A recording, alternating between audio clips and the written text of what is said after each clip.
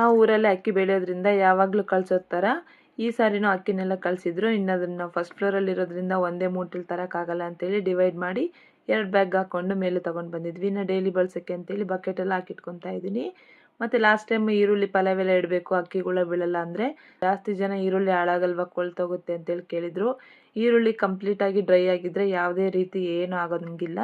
ನಿಮ್ಗೆ ಅದಕ್ಕೂ ಮೀರಿ ಡೌಟ್ ಏನಾದರೂ ಇದ್ದರೆ ಈ ಥರ ಕಾಟನ್ ಅಥವಾ ಟಿಶ್ಯೂ ಪೇಪರ್ ತೊಗೊಂಡು ಅದರಲ್ಲಿ ಒಣಮೆಣಸಿನ್ಕಾಯಿ ಮತ್ತು ಲವಂಗನ ಹಾಕಿ ಈ ಥರ ಫೋಲ್ಡ್ ಮಾಡಿ ಒಂದು ಚಿಕ್ಕ ಬ್ಯಾಗ್ ಥರ ಮಾಡ್ತಾಯಿದ್ದೀನಿ.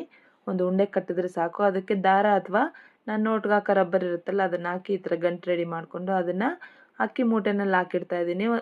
ಅಕ್ಕಿ ಮೂಟೆ ಅರ್ಧ ಇರೋದ್ರಿಂದ ನಾನು 2 ಹಾಕಿದ್ದೀನಿ. ಫುಲ್ ಮೂಟೆ ಆಗಿದ್ದರೆ ಒಂದು 3 ಹಾಕಿ ಅದ್ರ ಜೊತೆ ಒಣಮೆಣಸಿನ್ಕಾಯಿ ಮತ್ತು ಪಲಾವ್ ಎಲೆ ಕೂಡ ಹಾಕಿ ಸ್ಟೋರ್ ಮಾಡಿಡ್ತಾ ಇದ್ದೀನಿ. ಇದರಿಂದ ಯಾವುದೇ ಥರ ಹುಳ ಬೀಳಲ್ಲ.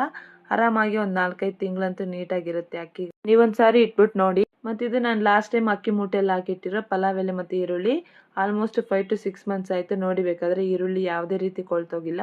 ಹಾಗೆ ನಾನು ಅನ್ನ ಮಾಡುವಾಗ ಅನ್ನದ ಜೊತೆ ಈ ಅಕ್ಕಿ ಹಾಕಿ ಮಾಡ್ತೀನಿ. ನವಣಕ್ಕಿ ಅಂತೀವಿ ನಾವು ಇದನ್ನು, ಅನ್ನದ ಸಾಮಕ್ಕಿ ಅಂತಾರೆ. ಅದರಲ್ಲಿ ರಾಗಿ ಥರ ಚಿಕ್ಕ ಚಿಕ್ಕ ಕಲ್ಲುಗಳು ಜಾಸ್ತಿ ಇರುತ್ತೆ. ಇನ್ನು ಅದನ್ನು ಕ್ಲೀನ್ ಮಾಡ್ಕೊಳ್ಳೋಣ ಅಂತೇಳಿ 2 ಪಾತ್ರೆ ತೊಗೊಂಡು ಒಂದು ಪಾತ್ರೆಯಿಂದ ಇನ್ನೊಂದು ಪಾತ್ರೆಗೆ ಈ ಥರ ನಿಧಾನಕ್ಕೆ ಅಳ್ಳಾಡಿಸಿ ಮೇಲಿಂದ ನವಣೆ ಎಲ್ಲ ತೆಗೆದ್ರೆ ಕೆಳಗಡೆ ಕಲ್ಲುಗಳು ಹೋಗಿ ಕೂತ್ಕೊಂಡ್ಬಿಡುತ್ತೆ. ನಾವು ಇದನ್ನು ಜಾಲಿಸೋದಂತೀವಿ. ಈ ಥರ ಮಾಡಿ ಸ್ಟಾಕ್ ಇಟ್ಕೊಂಡ್ಬಿಡ್ತೀನಿ. ರೈಸ್ ಮಾಡುವಾಗ ಈಸಿಯಾಗಿ ಡೈರೆಕ್ಟಾಗಿ ಹಾಕಿ ರೈಸ್ ಮಾಡ್ಕೋಬೋದು. ವಿಡಿಯೋ ಇಷ್ಟ ಆದರೆ ಲೈಕ್ ಮಾಡಿ.